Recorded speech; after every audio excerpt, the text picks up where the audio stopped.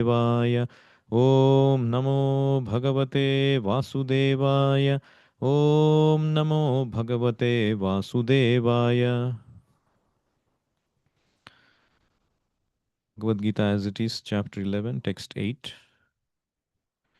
Natumam shakyase drashtum anenaiva swachakshusha divyam dadami te chakshuhu pashyame yogamaishwaram.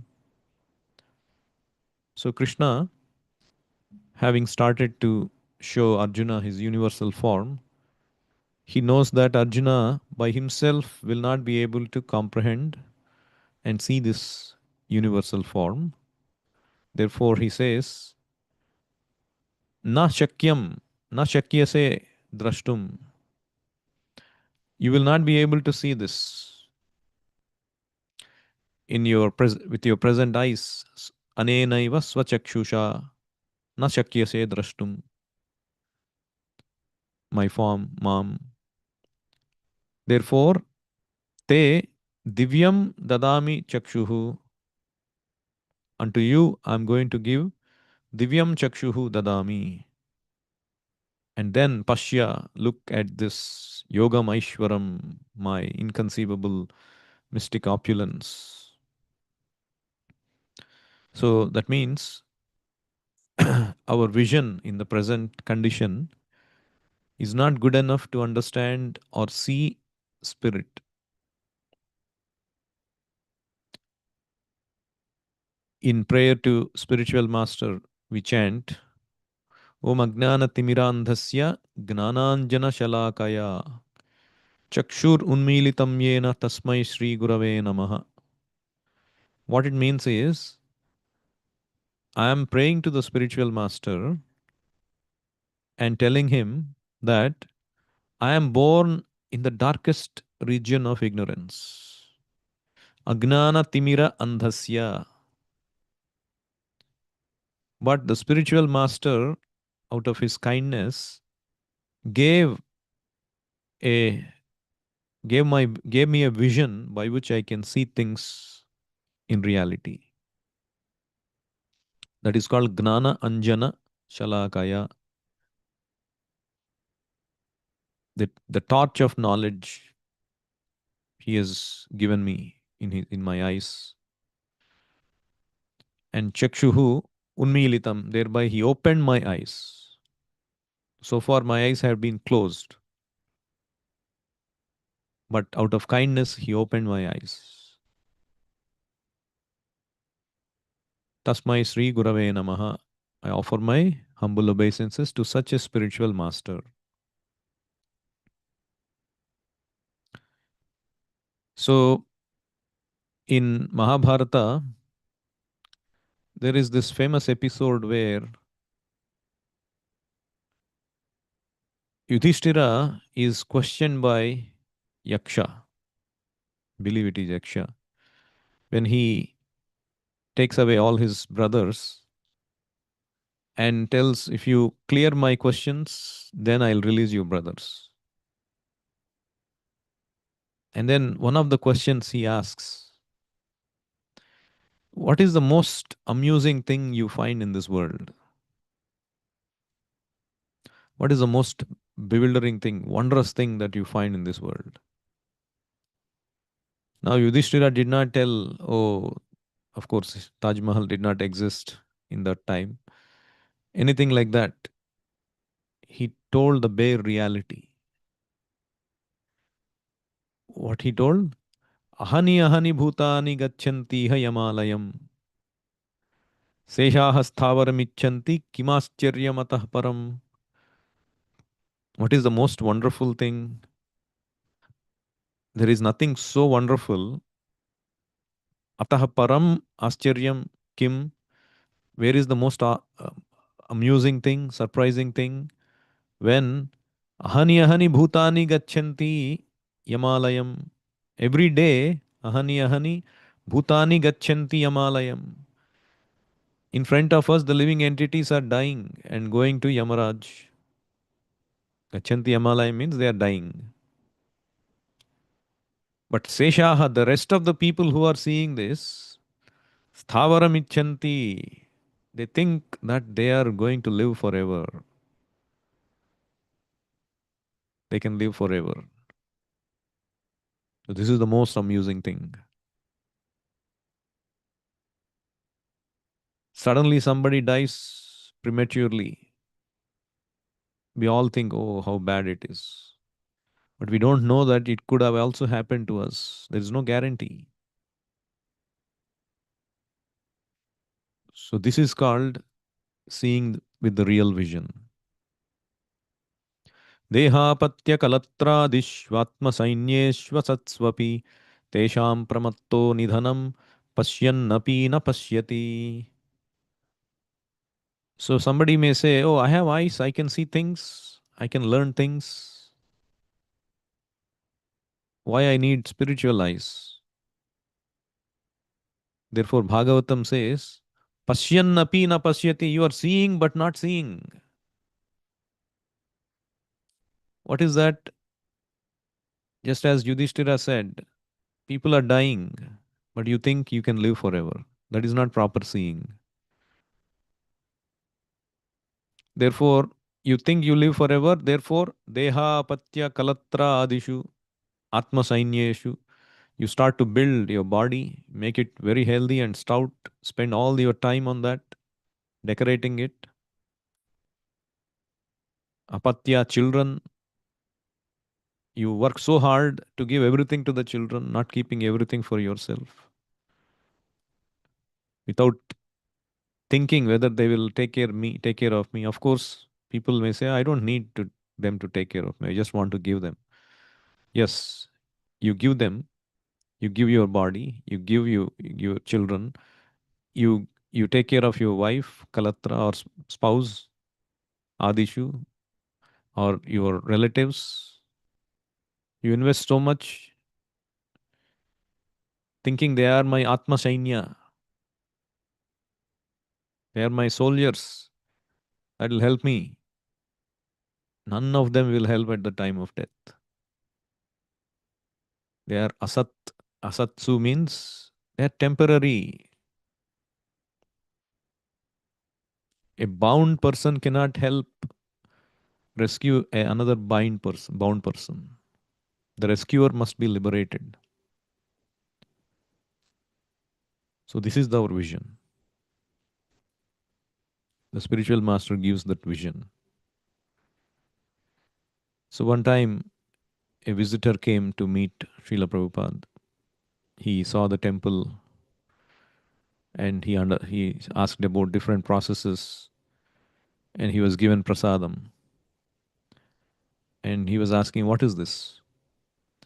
And so Prabhupada explained, oh, this is the mercy of God. When you take the mercy of God, you become purified. When you offer food to God, and when God eats it, and then you partake the remnants, it becomes the mercy of the Lord, and you become purified. But then he had a question. He said, you are offering the food in the plate, but the food is still there. You are thinking that God has eaten it. How come, if God has eaten it, it is still there? And then Prabhupada said, I can see that Krishna is eating, but you cannot see. You have a cataract.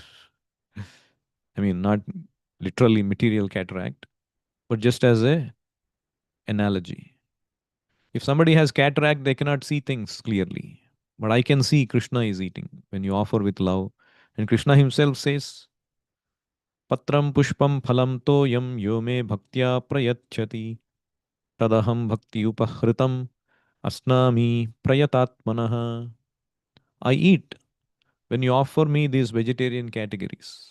Patram pushpam phalam toyam, a leaf, a flower, a water, some water. All these things, when you offer with love, I accept it. And Krishna, he does not need to eat like us. He can see and eat.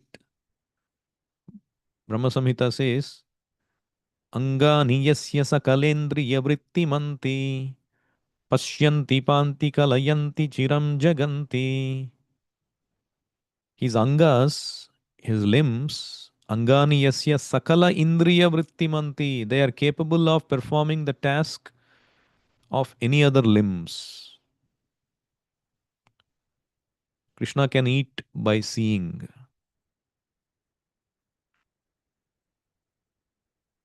He can stay in one place, but he can be present in everywhere. Just like my soul is there in the heart of my body, but a small pinprick at the bottom of the feet, immediately I become alerted. By my energy, I am spread everywhere. Therefore, I am conscious of everything. So, Krishna is omnipotent, omnipresent. He is not like us. So, the spiritual master, when he gives that eyes, that spiritual eyes, chakshuhu, then we can see things clearly. So many devotees, I was hearing the memories of Srila Prabhupada by these Western disciples. So this man was looking for, he was a inquisitive seeker. He was trying all kinds of philosophies, Eastern philosophies. And he tried meditation, austerities, going to, some place where something like Himalayas where you can do austerities and things like that. But none of them satisfied him. But then one day, somebody gave him this book, Prabhupada's book, and then he started to read. And the hard truths are hitting on him. How this body is, when the body has birth, then the body has to die. Yatasya hi dhruvo mrutyur, dhruvam janma mrutasya cha. And there are three kinds of miseries of this world: adhyatmik, adhibautik, adhidaivik. And there is the actual problems of life is janma mrityu jara vyadhi. So then he thought, this is the truth. Nobody so far has ever told me the truth. This is the absolute truth. This man is telling me the truth. And then he sought after. He went looking, and then he found that there is a temple, even though Prabhupada was not there. He went and he saw people practicing Krishna consciousness, and that immediately appealed to him. Immediately he joined full time. And he's still continuing in Krishna consciousness several decades. So the spiritual master, he gives the truth, even though it may be difficult, not palatable for an ordinary man. Because ordinary people, when you say, oh, what you are enjoying is illusory enjoyment, the real enjoyment is with Krishna. Keep Krishna in the center. That is real enjoyment. Then they think, oh, I have to give up all these things. But they are not thinking what he is getting. Yes, you are giving up something, you are holding something, some nasty thing. And what we are saying is, give it up to give you some nice thing. But they are scared to give up. They have attachment to it. Like sometimes I tell this cartoon. Somebody there, I saw a cartoon, beautiful cartoon. So this man is falling off the cliff, and he is hanging on to another hand of another person from the top of the cliff. He's trying to pull him, and he's trying to pull, but he's not. His weight is very heavy. Why? Because in the other hand, he's holding a big gunny bag full of things that he wants. And because of that bag in the other hand, his weight has become so much that the person on top of the cliff, he is not able to pull him from danger. He's telling you, leave here, leave it, drop it, drop it. Then I can pull you. And I say, no, no, no, I cannot drop it. So as a result, his hand slips out and he then falls and dies.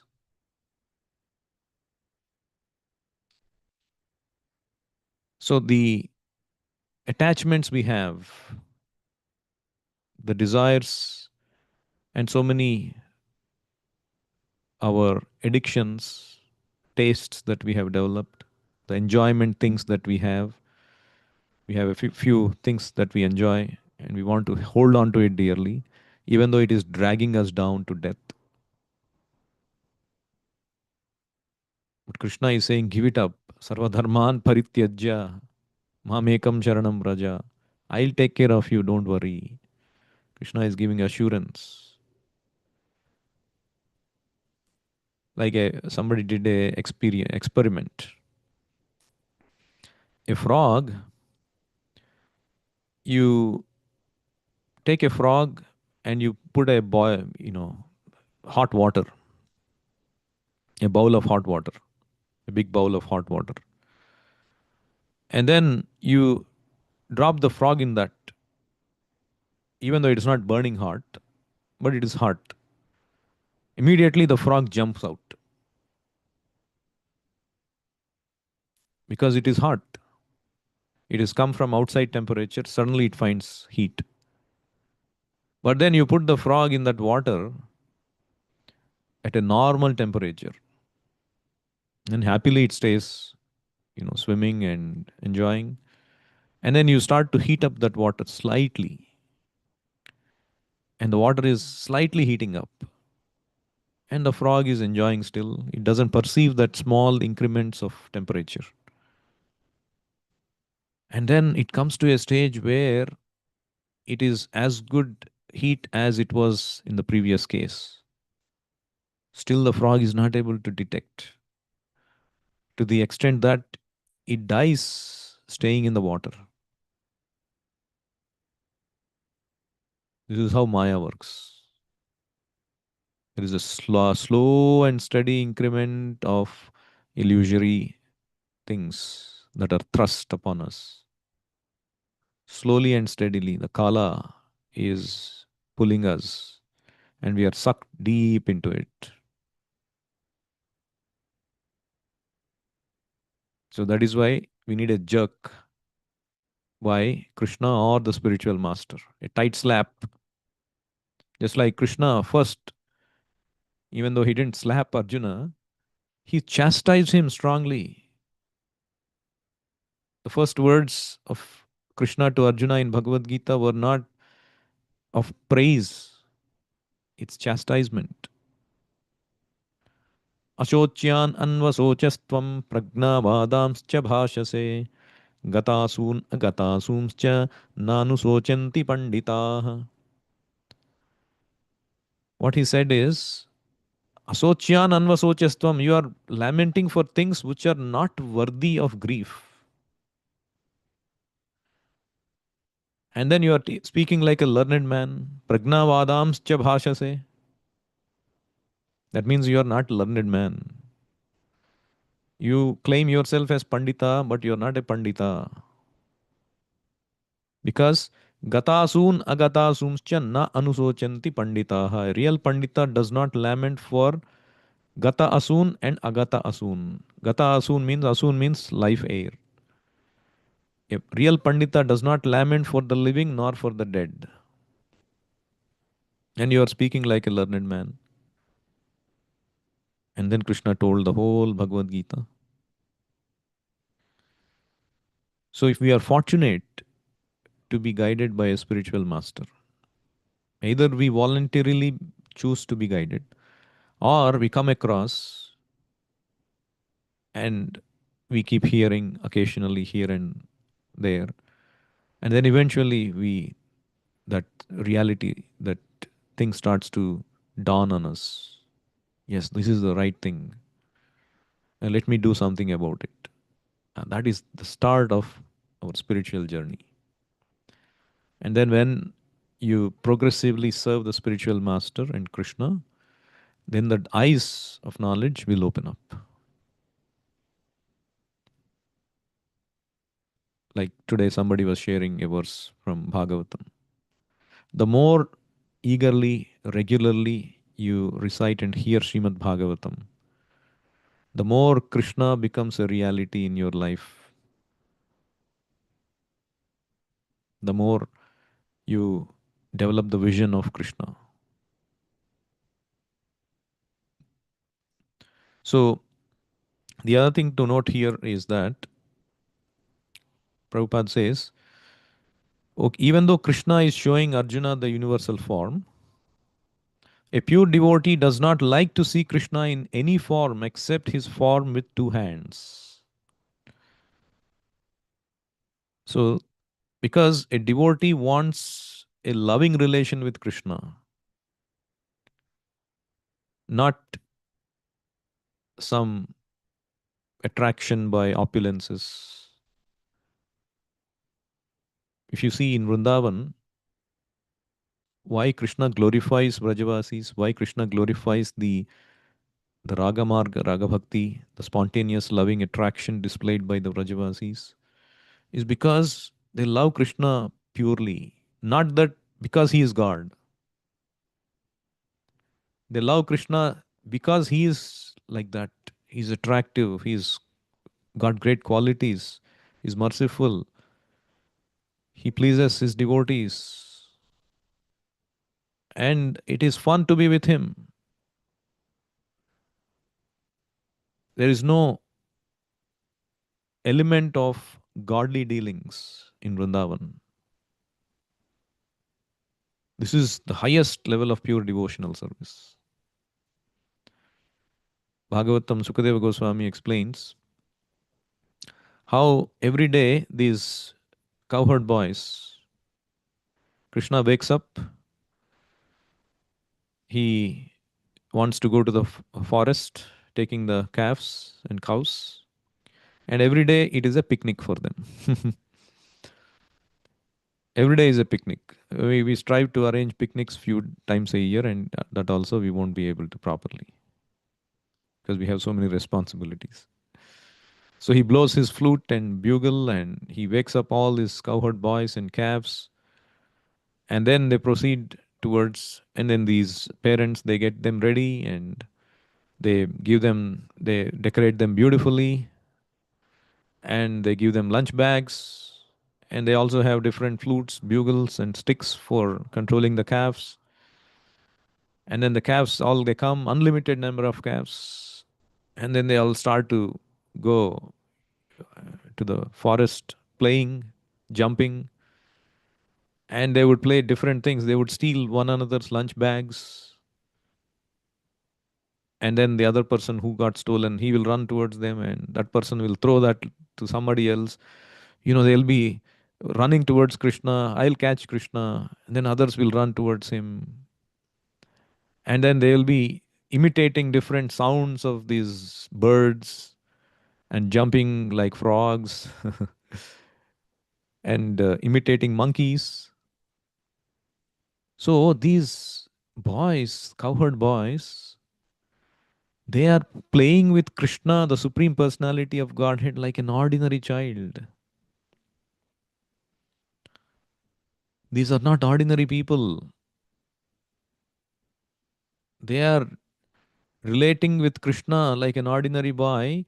Itham satam brahma sukhanubhutya dasyam gatanam paradaivatena maya shritanam naradarakena shakam vijahruhu krita punya punja. These cowherd boys are not ordinary people. They have accumulated the results of krita punya punja, results of pious activities for many lives. And then they came to be associated with the Supreme Lord in this way. How can one explain their great fortune? So, this is the kind of dealings the Vrajavasis have with Krishna. So, the pure devotee, he is, that's what Prabhupada means by that. He does not like to see Krishna in any form except his form with two hands. But Arjuna, obviously, he did not want to see himself, but he wanted to establish the divinity of the Lord. and thereby establish a standard of the future incarnations. And then Prabhupada mentions here that Arjuna must, uh, Krishna not only theoretically or philosophically presented himself as the supreme, but actually presented himself as such to Arjuna. Arjuna must confirm this because Arjuna is the beginning of the parampara system. Those who are actually interested to understand the supreme personality of Godhead, Krishna, and who follow in the footsteps of Arjuna should understand that Krishna not only theoretically presented himself as the supreme, but actually revealed himself as the supreme. See, that is the thing. One should not just claim, should show. The Lord gave Arjuna the necessary power to see his universal form because he knew that Arjuna did not particularly want to see it, as we have already explained.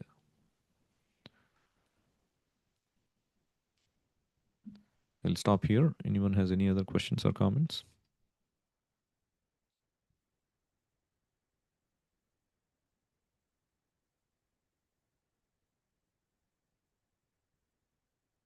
Bhagavad Gita as it is ki jai, Srila Prabhupada